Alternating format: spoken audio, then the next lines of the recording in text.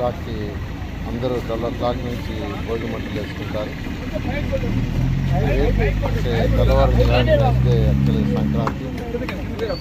ఈ భోగి సంక్రాంతి సందర్భంగా నెల్లూరు ప్రజలందరికీ, రాష్ట్ర ప్రజలందరికీ నా యొక్క శుభాకాంక్షలు. ఈ భోగి పండుగ, సంక్రాంతి పండుగ ఇవన్నీ కూడా జనరల్గా మన భారతదేశంలో అనేక రాష్ట్రాల్లో చేస్తారు. నార్త్ ఇండియాలో కూడా మకర సంక్రాంతి అనేది చాలా రాష్ట్రాల్లో చేస్తారు. అయితే చేసే దాంట్లో కొద్దిగా చిన్న చిన్న వ్యత్యాసాలు ఉంటాయి. మనకు ప్రత్యేకంగా తమిళనాడు, తర్వాత ఆంధ్ర, ఈ యొక్క వరుస ఈ బాటలు తీసుకుంటే ఈ రాష్ట్రాల్లో దీనికి ఎక్కువ ప్రాముఖ్యత ఉంది.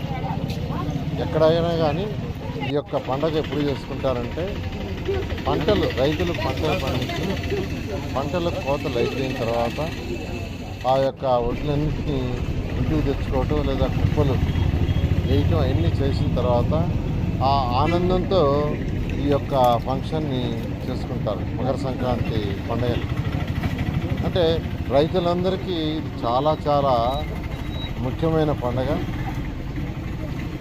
ఈ భోగి తీసుకుంటే భోగి అనేది ఏంటంటే పాతనంతా వదిలేసి మళ్ళా కొత్త, అంటే ఇంట్లో ఉన్న పాత వస్తువులు అన్నింటినీ కూడా పాత ఏదైనా ఉంటే అన్నీ కూడా తీసేసి ఈ భోగి మంటలు వేసి కాల్చేయటం ఆచారం, అంటే ఇది కల్చర్. తర్వాత కొత్త వస్తువులు మళ్ళా కొనుక్కోవటం అలా జరుగుతుంది. అలాంటిది భోగి. ఈ పండుగ నిజంగా శ్రీనివాసం చెప్పినట్టు నాకైతే నిజంగా చాలా ఇష్టమైన పండుగ. చిన్నప్పటి నుంచి భోగి మంటలు వేయటం అలవాటు. భోగి మంటలు తెల్లవారి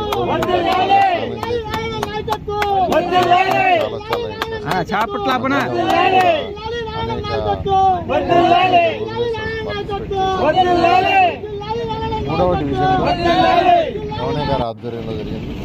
అక్కడ కంప్లీట్ చేసుకుని 48వ డివిజన్ వచ్చాం. ఇంకా 48,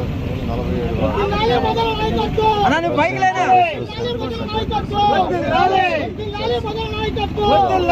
వాళ్ళందరి యొక్క సమక్షంలో ఈరోజు శ్రీనివాస్ రెడ్డి గారు నేను ఇక్కడ చాలా చాలా చాలా ఆనందంగా భోగి సంక్రాంతి సందర్భంగా భోగి సంక్రాంతి రాబోయే సంవత్సరం అంటే 24-25లో ప్రతి ఒక్కరూ వారి యొక్క ఆర్థిక స్థితిగతులు బాగా డెవలప్ కావాలని, ప్రతి ఒక్కరూ ఆయురారోగ్యాలతో ఉండాలని ఆ భగవంతుని కోరుకుంటున్నారు.